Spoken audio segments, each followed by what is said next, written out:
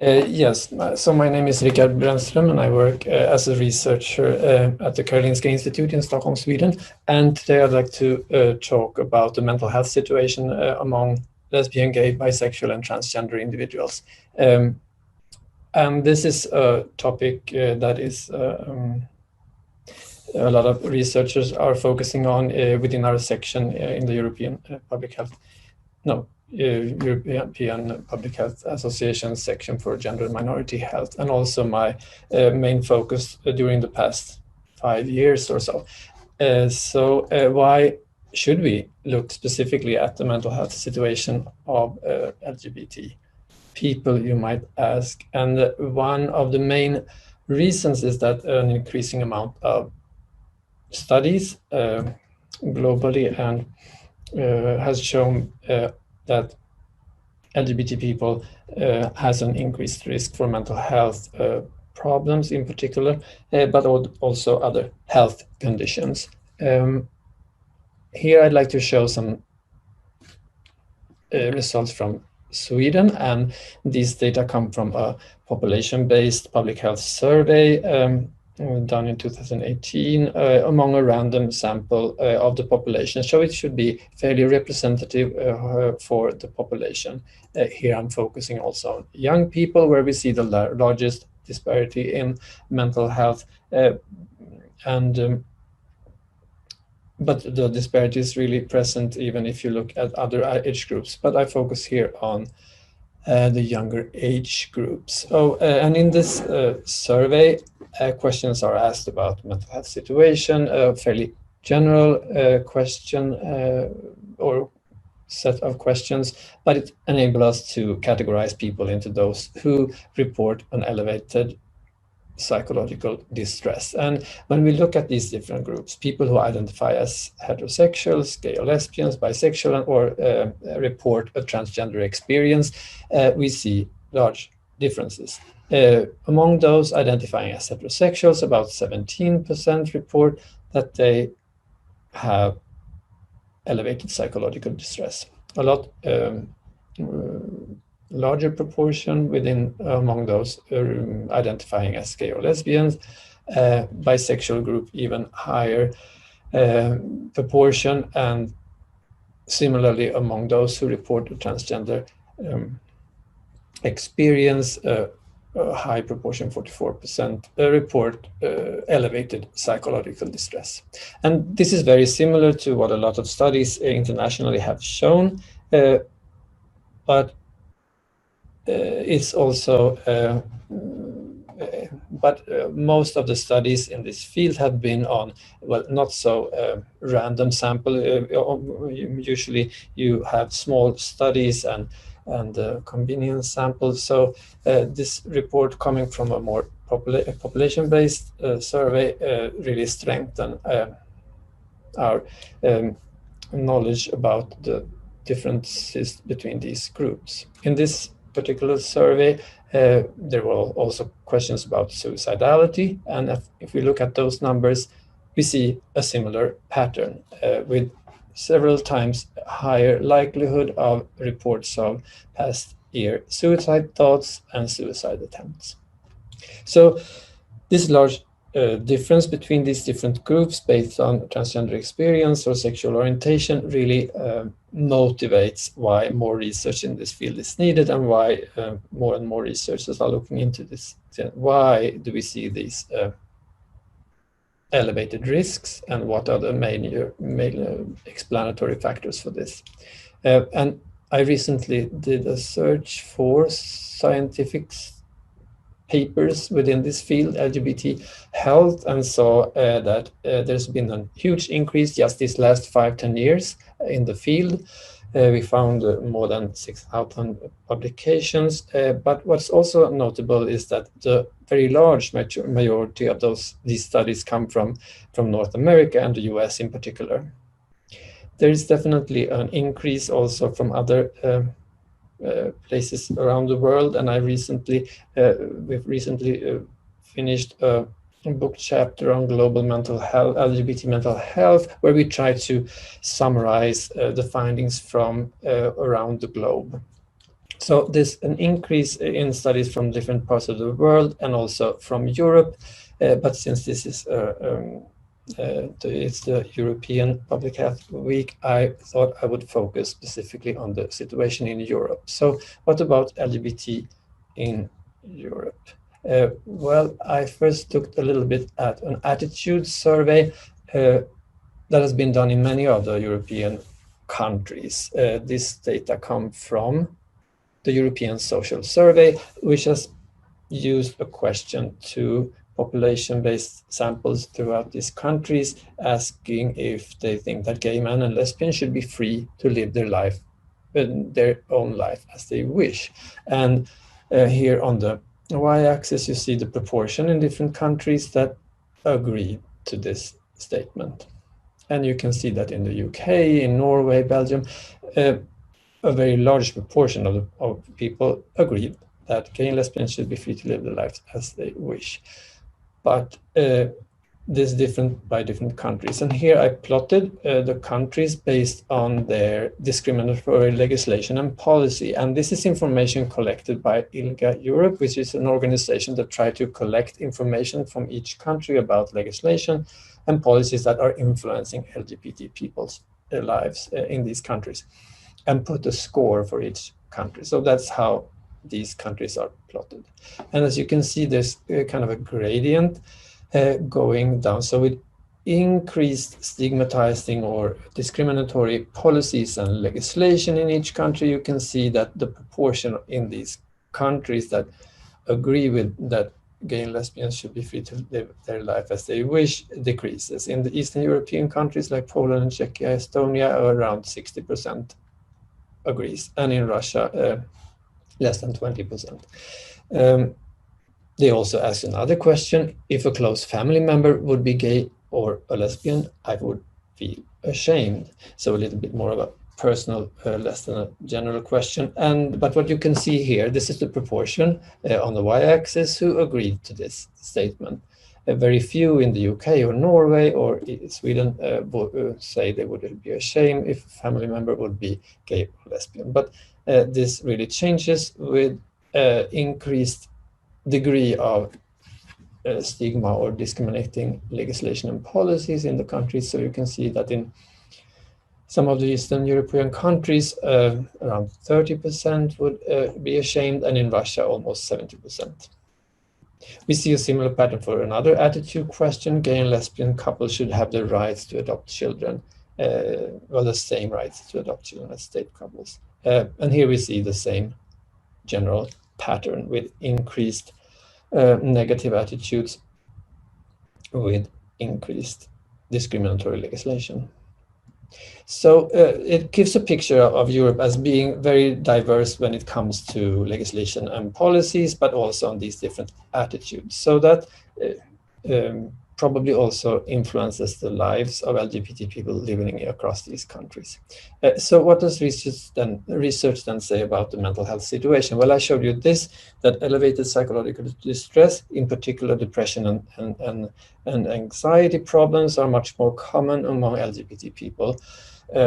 Suicidality is also more frequently reported.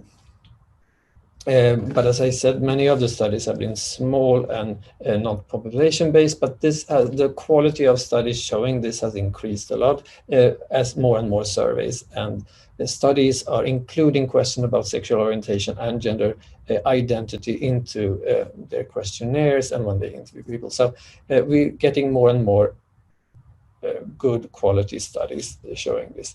Here in this Swedish study, we could also link these individuals' responses to the public health survey with information about their healthcare usage. So I looked at how much psychiatric care they got for some common mental health problems: depression, anxiety, and substance use. And we saw a similar pattern. This is the proportion during this 12-month period around the time for the survey that heterosexuals have been treated in the psychiatric care for depression, anxiety, and substance use. Among gay and lesbians, it was around twice as common. even more among bisexuals, and among transgender was also much more common to getting treatment. The only thing that differs here is that the transgender group didn't seem to be more likely to be treated for substance use disorder, this is a finding that actually differs in our data compared to what international studies show. But in general, this also gives us even higher or stronger support for the fact that the mental health risk situation is much greater within these groups. So why do we see poorer mental health in this group? Well, the majority of studies and theories trying to explain the increased risk of mental health among LGBT people uses risk factors that can be organized in different levels. At a structural level, we talk about discriminatory legislation, policies, access to healthcare, and cultural norms or negative population attitudes that influence the lives of LGBT people. This in terms could lead to interpersonal stressors, things like being victimized, threats, being discriminated in different settings, and different types of expression of discrimination. And being exposed to more of these interpersonal stressors could lead to stressors at a more individual level. Things like stress around concealing sexual orientation, stress around expecting to be victimized or expecting to be discriminated, but also internalization of society's negative attitudes. So do you make them your own? And all of these risk factors on these three levels have been linked in studies to increased risk for mental health among LGBT people. Few studies, however, have been able to test like this full model on these all three levels of risk factors at the same time, mostly because few data sets allows that. You don't have enough variation at the structural level to study these things. But one exception is a study that we've done where we looked at the different European countries that do differ, as I showed earlier, quite a lot when it comes to structural stigma and legislation. Here, we used data from the European Union countries, and our measure of mental health was a measure of life satisfaction. So not a perfect, but still, so a more general kind of question about linked to mental well-being of people. Our aim really for this study was to see if structural factors actually were linked to interpersonal and individual level factors, and if potential differences between countries could be explained through these risk factors at these different levels. So the data material came from the European Union Lesbian, Gay, Bisexual, Transgender Survey, EU LGBT survey that was done among LGBT people across countries in Europe, 18 years and older. Almost 90,000 people participated. It was done in 2012, and I will, in a minute, I will say they have just repeated this survey last year, and the data was presented earlier today, actually, in the first report. So I'll say a few words about it later. But here it was a web survey and people were recruited online. In this study, we looked at sexual orientation, life satisfaction, day-to-day discrimination, victimization, and concealment of sexual orientation, factors that, according to our model, are important to explain well-being and mental health in this group.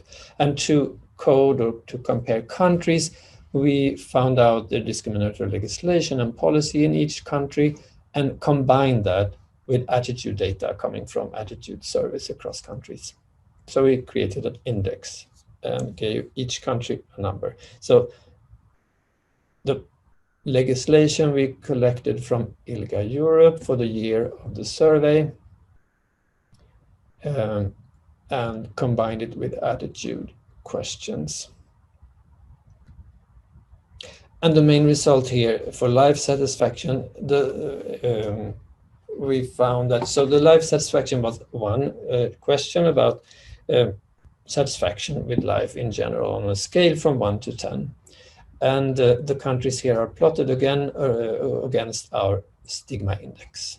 And as you can see in countries here in lower in stigma, Denmark and Netherlands scored fairly high on the quality of life scale, but lower scores in countries in Eastern Europe and with a greater degree of stigma in their countries. And we were almost surprised by this very clear pattern. This indicates that around 60% of the variation across these countries could actually be explained by this factor of stigma. So a very clear pattern that depending on where you live, you score or you experience your life satisfaction very differently if you're in this case, lesbian, gay, or bisexual. We didn't include transgender individuals in this study. So we wanted them to explain why can we see that. Are our risk factors explanatory factors? We looked at victimization. And as you can see, there's a similar pattern. There's an increase in victimization reported from countries with higher stigma than a lower stigma, but it's less clear, not as clear as for the difference in life satisfaction. Day-to-day discrimination was also much more frequently reported in high stigma contexts, but yet again, not as clear. The clearest pattern we really saw was about a question about openness with sexual orientation, or here coded as concealment of sexual orientation.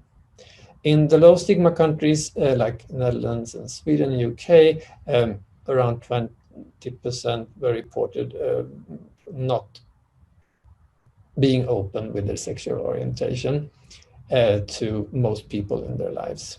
Whereas in Eastern European countries and high stigma countries like Romania and Lithuania, almost 80% of LGBT people living there reported not being open to few or none of the people in their surrounding. So here we found the kind of the strongest pattern relating to our stigma index. So we put this into a more advanced mediation model and tried to see if, in fact, this concealment could explain our country variation in life satisfaction. And I won't go into any details, but this analysis showed that looking at these patterns, we could see that concealment of sexual orientation, in fact, could explain the large majority of country-level difference in life satisfaction reported among LGBT people. So our conclusion from this study is really that sexual minorities' life satisfaction varies greatly across Europe, and it can largely be explained by how stigmatizing the environment is and the need to conceal sexual orientation, potentially to avoid discrimination and victimization, of course. But it also gives some support for our theoretical model that these levels of risk factors are in fact explaining some, at least, variation of the mental health differences that we find. And it also highlights how important it is to really work actively to try to reduce the structural stigma and to promote better life satisfaction within this group. Of course, for those living in high stigma setting, more tailored affirmative intervention could also be a way of supporting this group to deal with this stigmatized environment. So this gives support for our theory, but I also wanted to mention a little bit of this new survey, the EU LGBT survey that was done last year.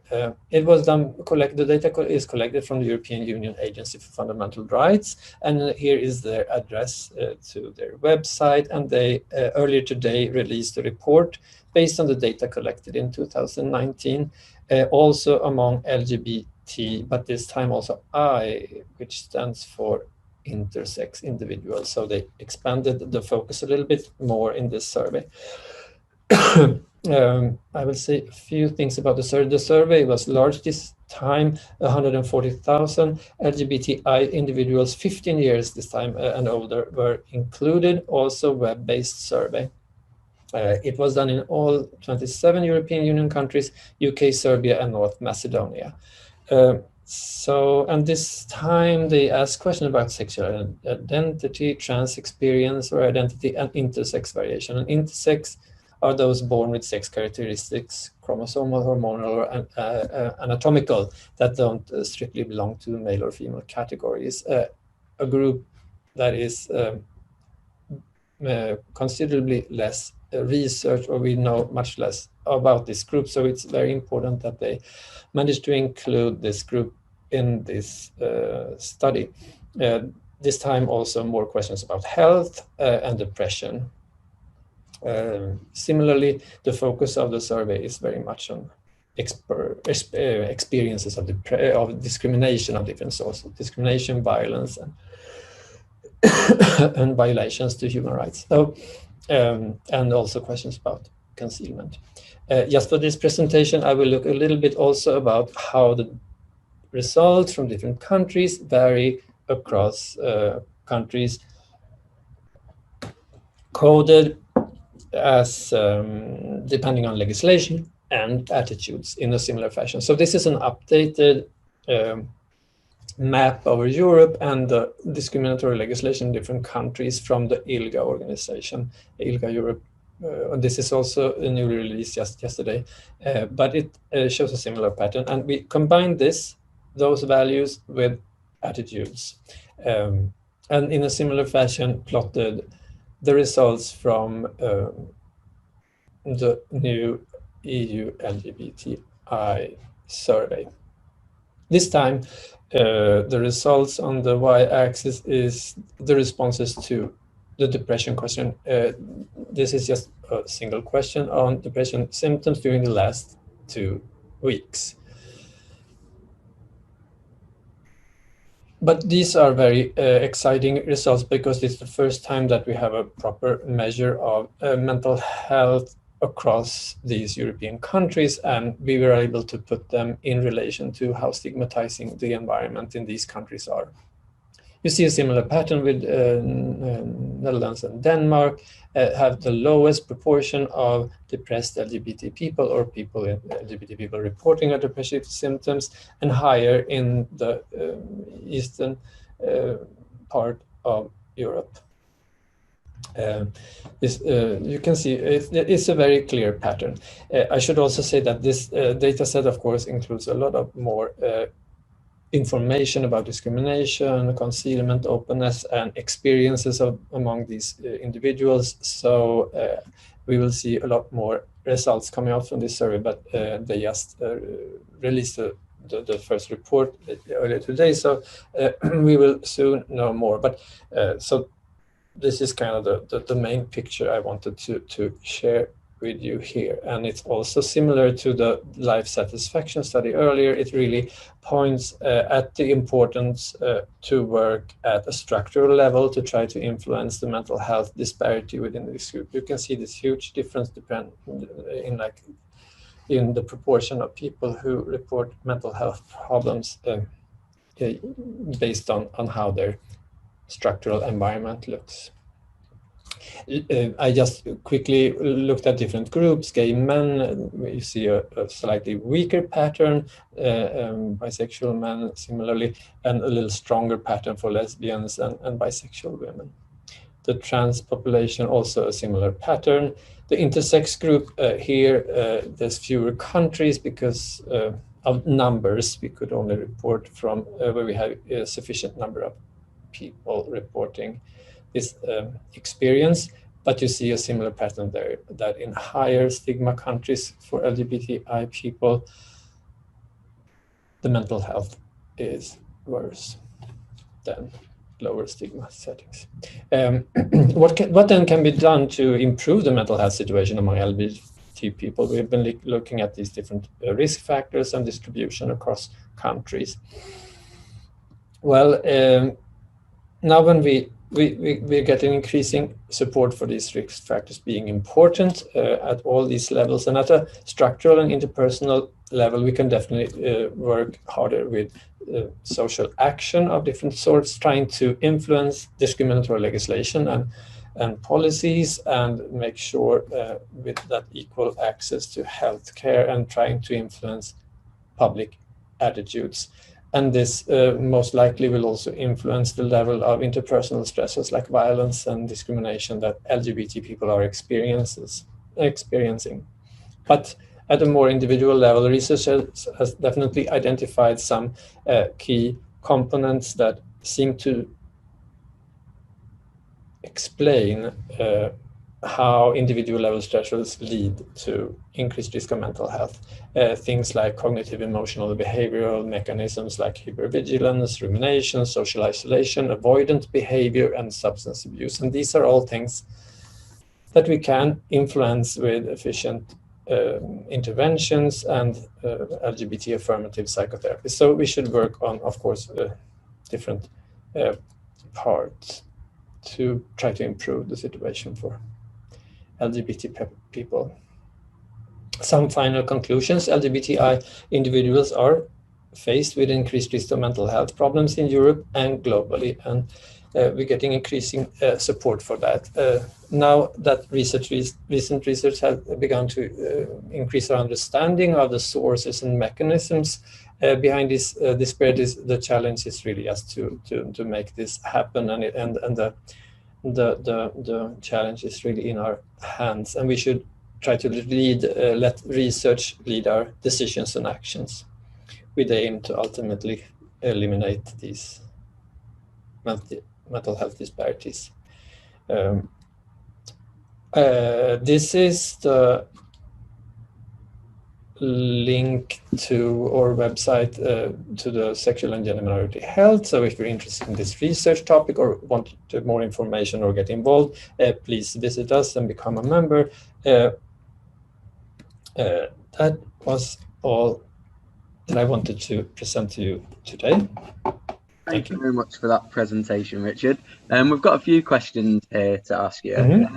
So the first one is, you mentioned the large proportions of studies were in North America. Are there any publications in countries where homosexuality is still illegal? And if so, what do they show?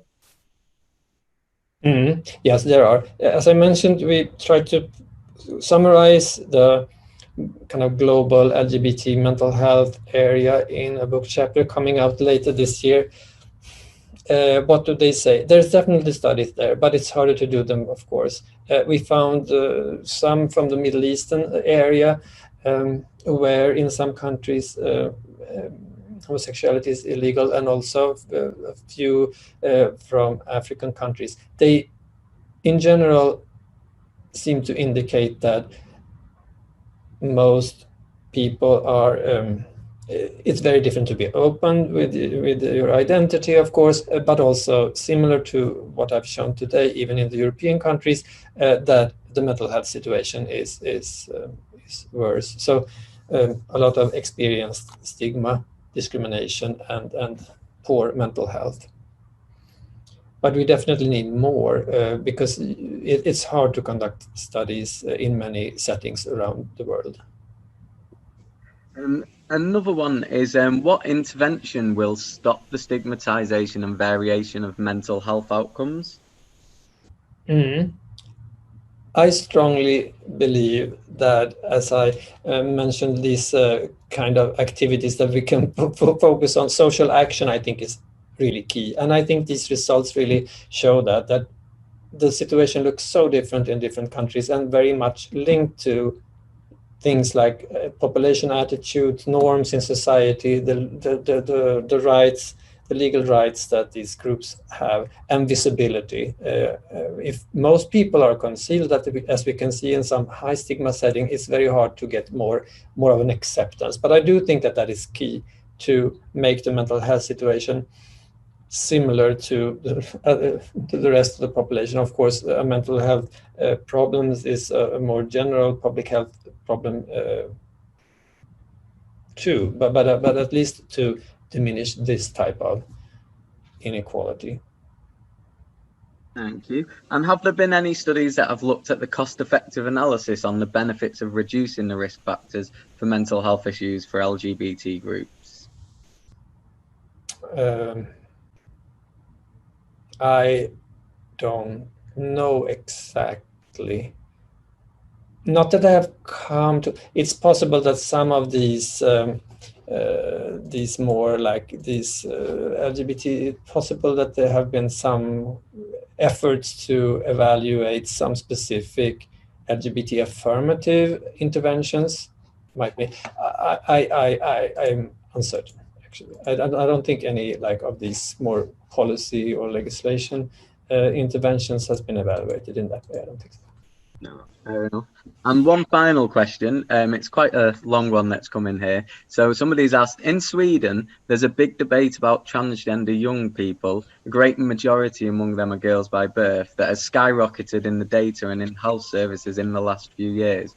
Research shows that various mental disabilities, specifically autism, is significantly more common among these young girls than in other groups. Have you taken this into account when doing your research on mental health problems among LGBT people in Sweden?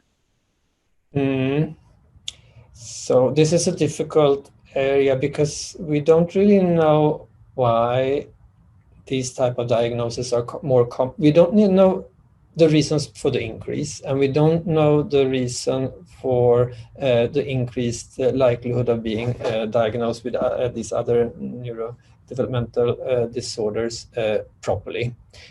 It's a fairly new group, so it's hard to, and it's also a very small group and hard to kind of catch. The results that I was presenting earlier when we looked at the population data come from these large-scale population surveys. So we don't have any in-depth information about those who report a transgender experience. I mean, we know their age, but not much more. Because there was just this single question about transgender experience. So it's very hard to know more in detail how this group looks like, what are their needs, and so I would really call for more research within this group, also to understand why we see this increase and what are their major kind of healthcare needs.